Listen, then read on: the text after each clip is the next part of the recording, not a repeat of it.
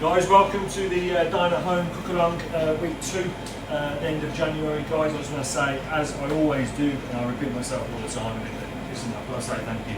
It's another sellout this week. The 2 weeks have been back.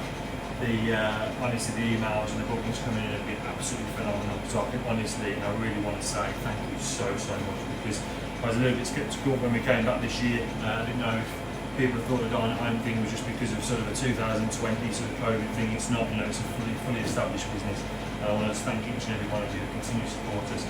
We're obviously doing something right, so the whole team are obviously delighted that we are, and equally delighted that we're enjoying what we do. So thank you so much, guys.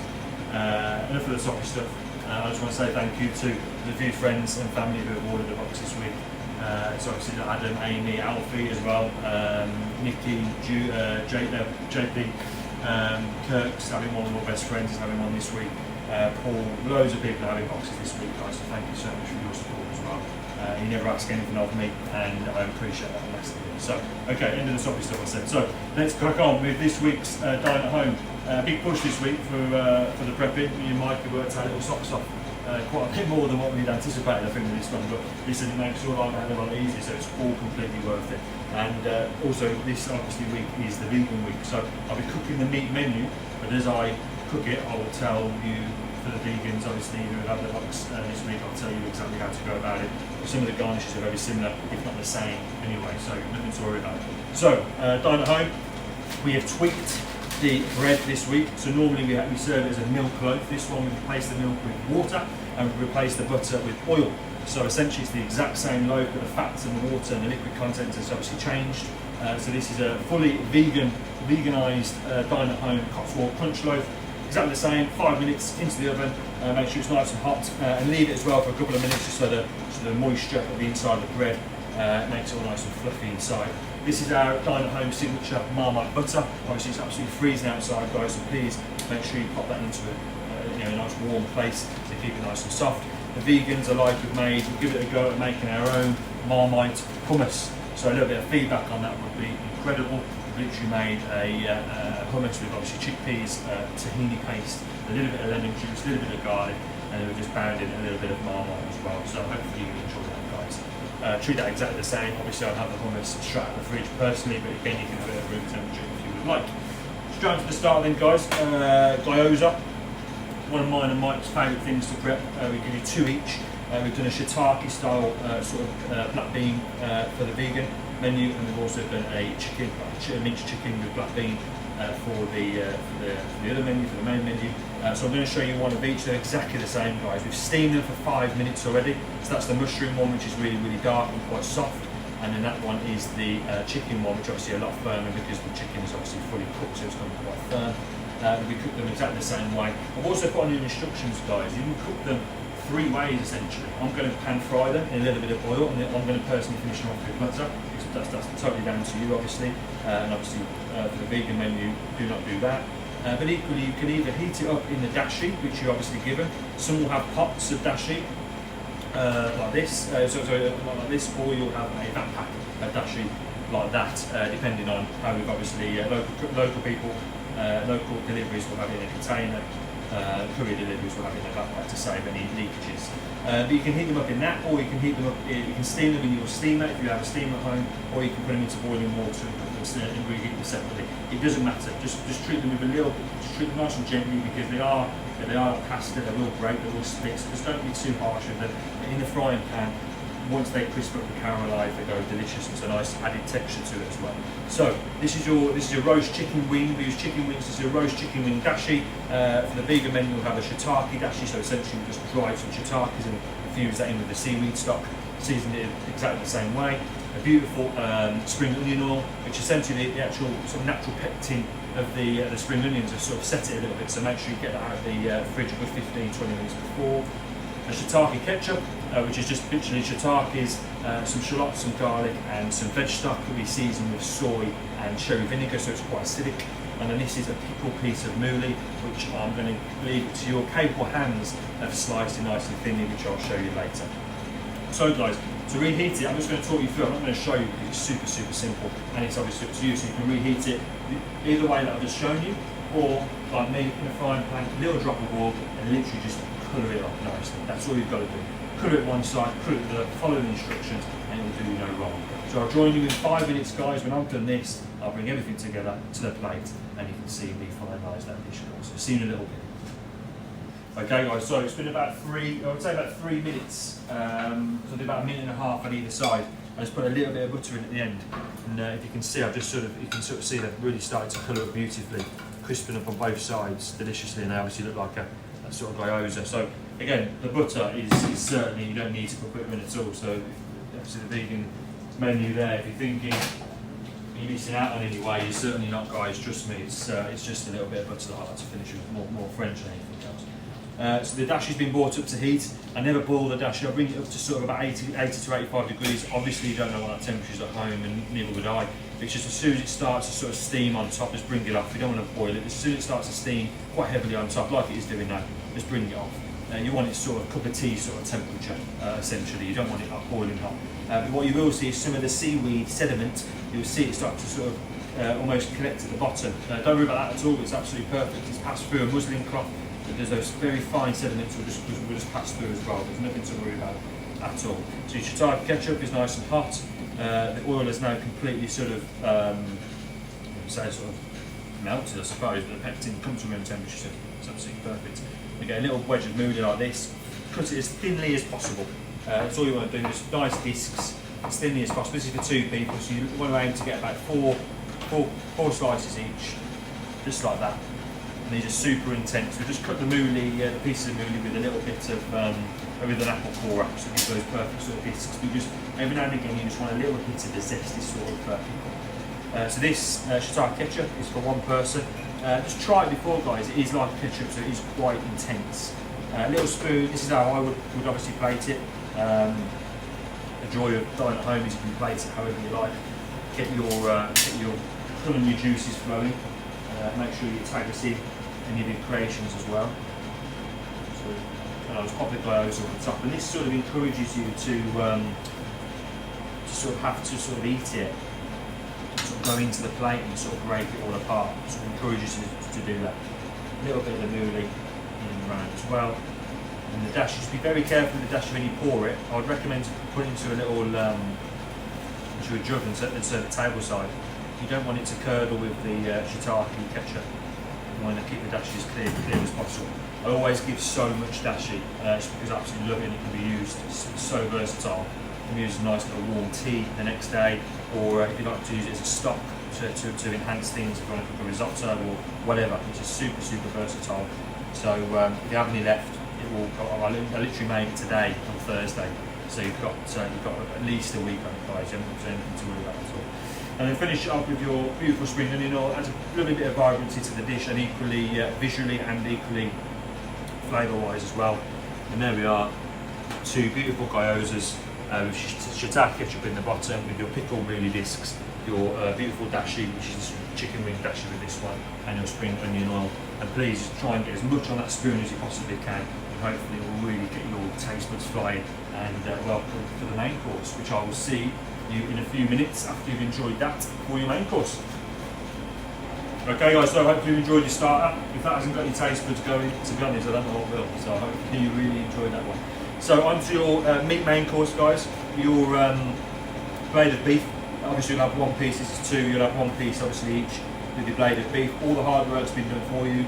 We marinate it like parsley, garlic, almost like a pesto, just an age-old thing that I've always done with it. I learned it about 12 years ago. I just love the way that's cooking. So we marinate for 24 hours in that, then we vat pack it, and then we put it in the water bath for like 24 hours as well. Remove the majority of the centre fat, and then re-roll it and set it, and then obviously slice it for you to roast at home. You've got the parchment paper out. Good quality parchment paper, that is what we need for the blade of beef, and that's it. There's absolutely 0 pan work required for that at all. In this container is a piece of raw, thick cut smoked bacon.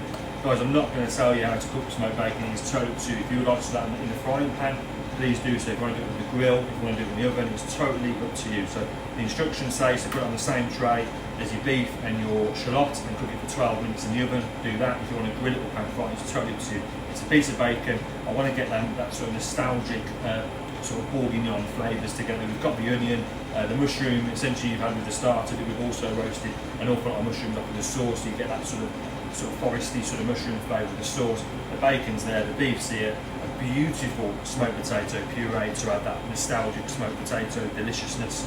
The bourguignon sauce, which I haven't gone spare with that at all. You've got loads of sauce in there. And then finally, which is nothing to do with bourguignon, is some beautiful tender stem broccoli, which you can 3 each, and that's a beautiful amount there for you to have. And then you can cook that however you like, guys. You can fry it, you can roast it, you can boil it. It's totally up to you. It's a super simple way of cooking this main course. With the shallot, you'll either have one huge one, which you halve, or you'll have 2 smaller ones. We've cooked this in a, you can see obviously the red tinge to it. We've cooked this in a red wine emulsion. So again, you can sort of see there's obviously the red wine that's sort of kept in there. It smells super winey when you open it. So this personally, this is the only bit of pan work that I would suggest or recommend. You don't have to do this at all. You can just put it straight into a tray, into the oven, and that Bob's your uncle, and anything to worry about. Or like me, you can add a little bit of caramelisation to it, and then in the pan, and then start off and then finish off in the oven, just like you would with your blade of beef. So I'm just going to pick one of those. I'm going to put a little nice slither of bacon on there as well, because I think 10 minutes in the oven is absolutely perfect for that. And then I'm just going to take this shallot, caramelise it in the pan, and then add that to it as well. You haven't got to add anything else. All you've got to do is put it on the tray, into your oven, 10 to 12 minutes till it's all reheated and cooked. All I do is add a little bit of butter to the top of that, and that's it. Simple as that. Okay. I don't think you've got to look at me and watch me caramelise the inside of an onion. A little bit of oil, that in. As soon as it's got a bit of colour, a little bit of butter onto the tray, into your oven. 10 to 12 minutes. Bob's ready. Right. So join me when I take this tray out. In the meantime, or very close to that, I'll heat that in the microwave.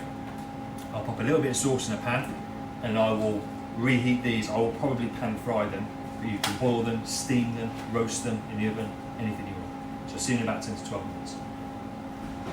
Okay then guys, so I've just literally got my pan, my tray out of the oven.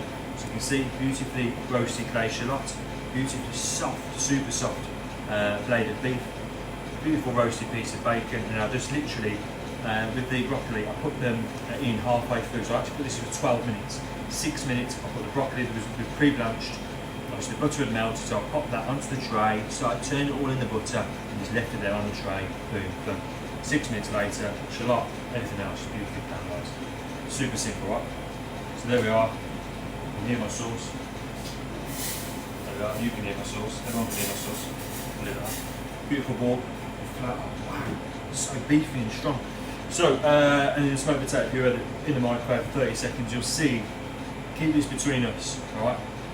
There's more fat, as in butter and cream in this than there is potato. But keep it to yourself, alright? Because there's no fat in it at all, alright? So, it is super firm, so give it a good stir, mainly another 10-20 seconds in the microwave. That bit about the fat, I was only joking, I was just joking. Okay, so with this guys, into your bowl, I've chosen a bowl because bowls are super comforting. It's warming and enticing for the winter period. So I'll pop a nice big spoonful of that, and then I'm going to say get this nice and close, plate it really nice and close. It's almost like a deconstructed casserole, if you will. Then your beautiful piece of onion, the bacon, it's super thick coming. It's going to take a lot of flavour, that is. Everything. I'm going to put it out there. I think this is going to be one of my favourite main courses. I don't know. If Tom Shepherd was a bowl of food, he ain't going to be far away from this. If I'm being honest. Gorgeous sauce on top. I don't really know what to say other than I think that's going to be absolutely delicious, guys. And I really hope that when you reheat it and do it, you do it the justice. Deserves, guys. There is your main course, a proper winter warmer. Beautiful blade of beef, smoked potato puree, red wine cooked shallot, big thick cut smoked streaky bacon, roasted broccoli, bourguignon sauce, Dine at Home 2021, second week, main course. Okay guys, so I hope you enjoyed your main course. of beef bourguignon or your spiced carrot and cauliflower fritter. Onto your dessert, which is essentially a sticky toffee pudding, but we've used apples and dates in it, and we also used apple juice. This actual particular one, I've just taken this tray out of the oven for about 3 to 4 minutes, and it has the caramelised apple in there, and it also has the sticky toffee pudding in there as well. I have seen on the instructions you can microwave them both as well. I would definitely recommend to obviously have them warm, but I'd also recommend to put them in the oven as well. And you can put them in the oven in the trays, and obviously they're sent to you in. This particular sort of toffee date pudding, this is the vegan one. So we've actually taken the sticky toffee pudding recipe, we replaced the butter with a little bit of oil, and we've also taken obviously the eggs out and put some baking powder and bicarb in there, but essentially everything else is completely vegan. So guys, I'm really happy with the outcome of that sponge, so hopefully you are too. So much so that this is the vegan one. So when we go to put it into the bowl, literally left hand side, it's nice and warm. Same with the caramelised apple, which is literally just a sugar and water caramel, and that's it. There's nothing else in there. We just put the apples upside down, the natural juices start to caramelise, pop them in the oven and bake them, that's it. So you get a beautiful, clean, caramelised apple. That's the right hand side. You'll also get a pot of ice cream, obviously each.